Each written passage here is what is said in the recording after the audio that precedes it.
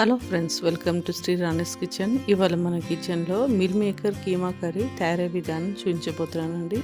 చాలా సింపుల్గా ఈజీగా చేసుకోవచ్చు. ఇంట్లో ఉన్న ఇంగ్రీడియంట్స్తోనే చాలా ఈజీగా చేసేయచ్చు. ఈ మిల్ మేకర్ కీమా కర్రీ రైస్లోకి, చపాతీలోకి, పూరీలోకి టేస్ట్ చాలా బాగుంటుంది. ముందుగా ఒక కప్ మిల్ మేకర్ తీసుకోండి. ఇక్కడ నేను చిన్న మిల్ మేకర్ తీసుకున్నాను. కావాలంటే మీరు పెద్ద సైజు మిల్ మేకర్ కూడా వాడుకోవచ్చు. ఇప్పుడు ఈ మిల్ మేకర్ని వేడి నీళ్ళలో ఉడికించాలి. స్టవ్ మీద నీళ్ళను పెట్టుకొని ఈ నీళ్ళు వేడెక్కిన తర్వాత మిల్ మేకర్ వేసుకోండి. ఇలా కలుపుతూ 2-3 నిమిషాలు మీడియం ఫ్లేమ్లో ఉడికించండి. చూడండి, మిల్ మేకర్లు బాగా ఉడికాయి. ఇప్పుడు ఈ ఉడికిన మిల్ మేకర్ని వేరొక ప్లేట్లో వేసుకొని ఈ మిల్ మేకర్ని చల్లారనివ్వండి. ఇప్పుడు కర్రీ తయారు చేసుకుందాము. దీనికోసం కడాయిలో 1 టేబుల్ స్పూన్ ఆయిల్ వేసుకోండి. ఈ నూనె వేడెక్కిన తర్వాత సన్నగా తరుక్కున్న 2 కప్పుల ఉల్లిపాయ ముక్కలు వేసుకోండి. ఉల్లిపాయ ముక్కలు ఎక్కువగా వేయడం వలన గ్రేవీ చిక్కగా టేస్టీగా ఉంటుంది. ఇప్పుడు ఉల్లిపాయ ముక్కలు తొందరగా వేగడానికి 1/2 స్పూన్ సాల్ట్ వేసి వేయించండి.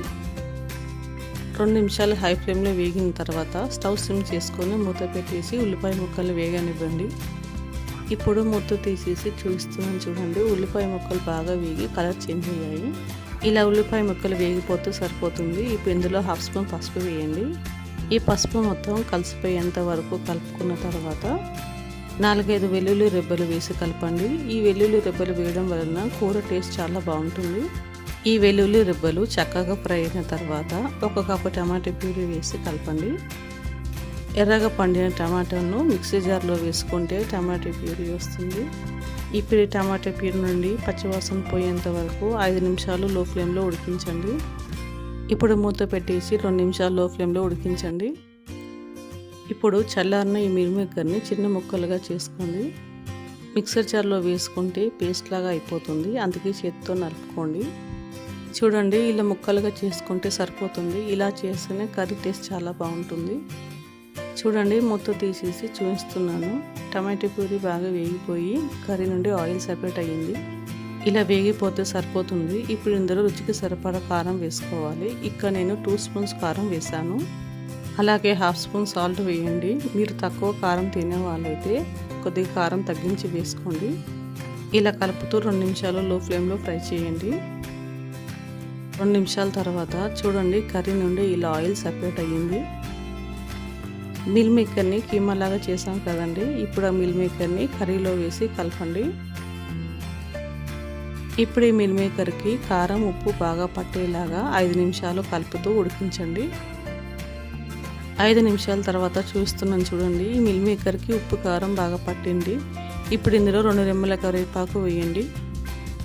తాజాగా ఉన్న కరివేపాకు వాడండి, కర్రీ టేస్ట్ చాలా బాగుంటుంది. కరివేపాకు వేసి కలుపుకున్న తర్వాత 2 నిమిషాలు లో ఫ్లేమ్లో మూత పెట్టేసి ఉడికించండి. 2 నిమిషాల తర్వాత చూడండి, కర్రీ నుండి ఇలా ఆయిల్ సెపరేట్ అయ్యింది. ఇప్పుడు ఇందులో సన్నగా తరుక్కున్న పుదీనా వేయండి. అలాగే ఈ కర్రీలో చికెన్ మసాలా పొడి వేసి కలపండి. ఇలా కలుపుకున్న తర్వాత గ్రేవీకి సరిపడా 1/2 కప్పు నీళ్ళను వేసి కలుపుకోండి. ఇప్పుడు మీ రుచికి సరిపడా కారం, ఉప్పు అడ్జస్ట్ చేసుకోండి. ఇప్పుడు మూత పెట్టేసి మరలా 2 నిమిషాలు ఉడికించుకుంటే సరిపోతుంది. 2 నిమిషాల తర్వాత చూపిస్తున్నాను చూడండి, కర్రీ నుండి ఇలా ఆయిల్ సపరేట్ అయ్యింది. ఇలా చేస్తే కర్రీ సరిపోతుంది. మంచి రుచిగా గుమగుమలాడుతూ టేస్ట్ చాలా బాగుంటుంది. మిల్ మేకర్ అంటే తినని వారు కూడా చాలా ఇష్టంగా తింటారు. నాన్ వెజ్ తినని రోజు ఈ meal maker keema curry try చేయండి, టేస్ట్ చాలా బాగుంటుంది. నాన్ వెజ్ని మర్పించే విధంగా ఈ మిల్ మేకర్ కర్రీ టేస్ట్ చాలా బాగుంటుంది. ఈ మిల్ మేకర్ కీమా కర్రీ మీకు నచ్చిందా? ట్రై చేస్తారా? అయితే లైక్ అండ్ సబ్స్క్రైబ్ చేయండి. Thanks for watching.